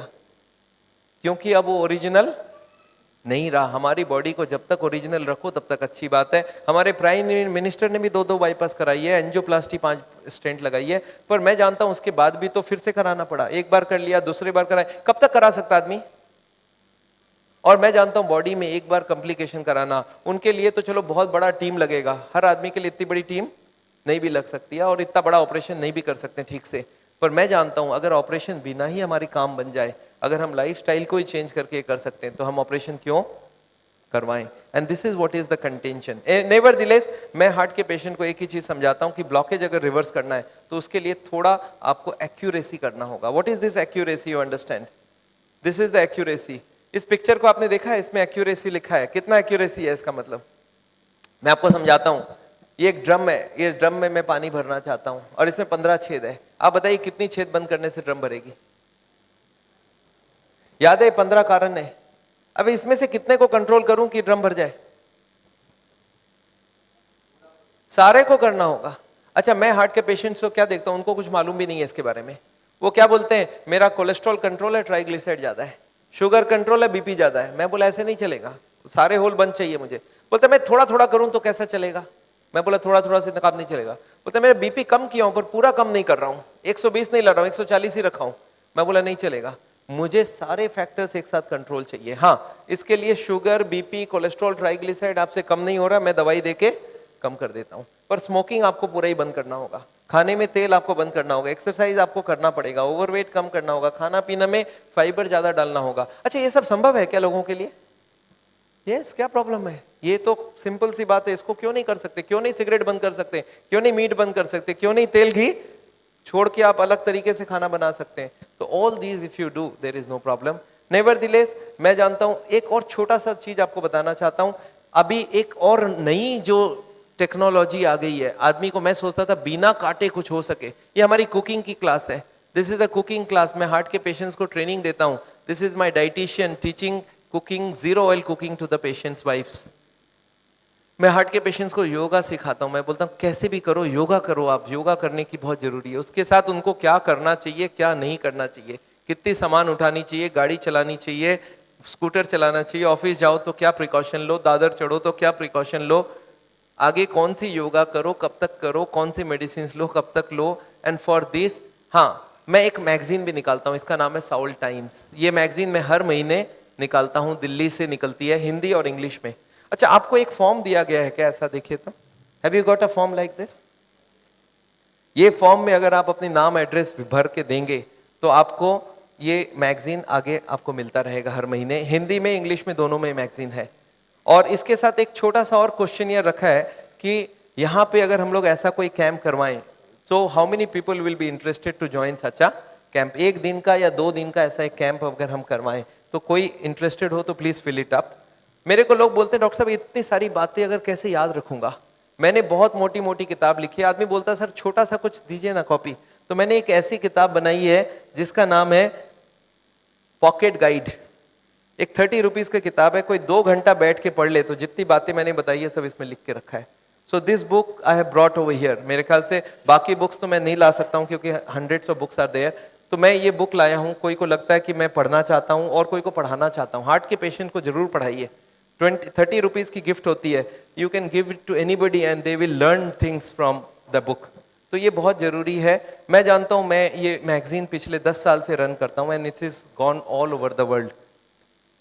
मैं एक नई टेक्निक आपको इसी वक्त बताना चाहता हूँ. There is a new machine which has come which can open the collaterals. देखिए कोलैटरल्स का क्या मतलब है. ये ब्लॉकेज है. बाईपास सर्जरी में क्या करते हैं, एक नई ट्यूब लगा देते हैं. इसमें क्या करते हैं, जो हार्ट की ये ब्रांच है और ये ब्रांच है इनको जोड़ देते हैं आपस में. And there are so many small tubes जो इसको जुड़ जाए तो ब्लड यहाँ से आने लगे. ये जो छोटे छोटे ट्यूब है ये मैंने बोला था स्पोर्ट्समैन चालू करके रखते हैं. और स्पोर्ट्समैन चालू कर दिया तो क्या हो गया, उसके पास 2 सप्लाई हो गई. एक तो ये ओरिजिनल है और एक साइड वाली भी है. इसको बोलते हैं कोलैटरल. बैंक में आपने लोन लेते हुए देखा है कभी कोलैटरल्स बोलते हैं. कोलैटरल मतलब क्या, कि ये फेल हो जाए तो दूसरा कोई होना चाहिए. तो ये कोलैटरल्स भगवान ने हमें दे के रखा है. ओरिजिनल तो था ही था, एक कोलैटरल भी दे के रखा. कभी ये फेल हो जाए तो ये चालू करना.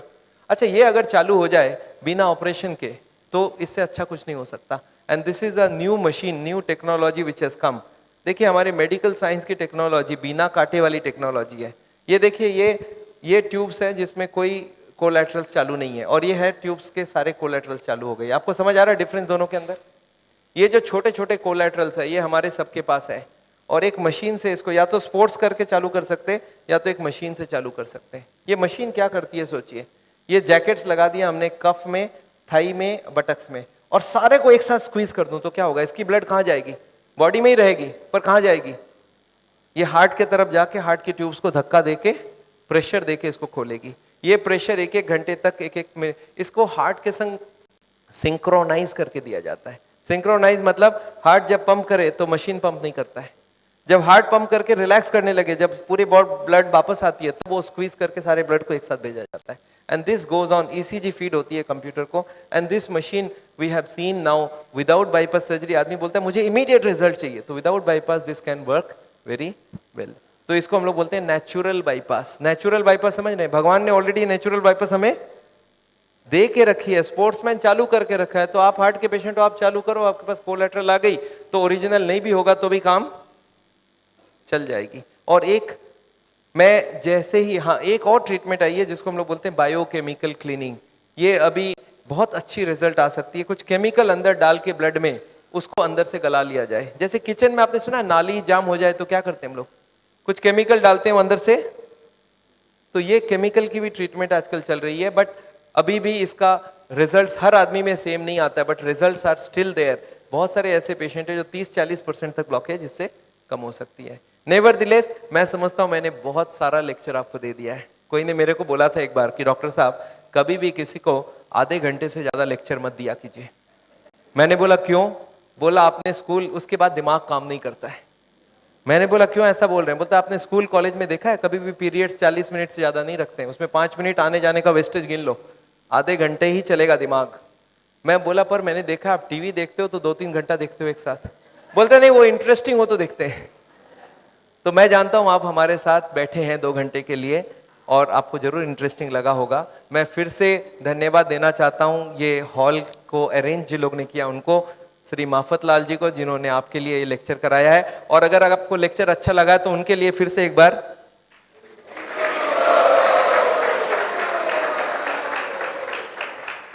I just wanted to formally thank Dr. Chajjar for a wonderful, not only a wonderful talk, but highly personal and very interactive, and particularly the stamina and energy that is shown at the end of the day. Just came back from Hyderabad today, so I think we should give him a much more warm welcome.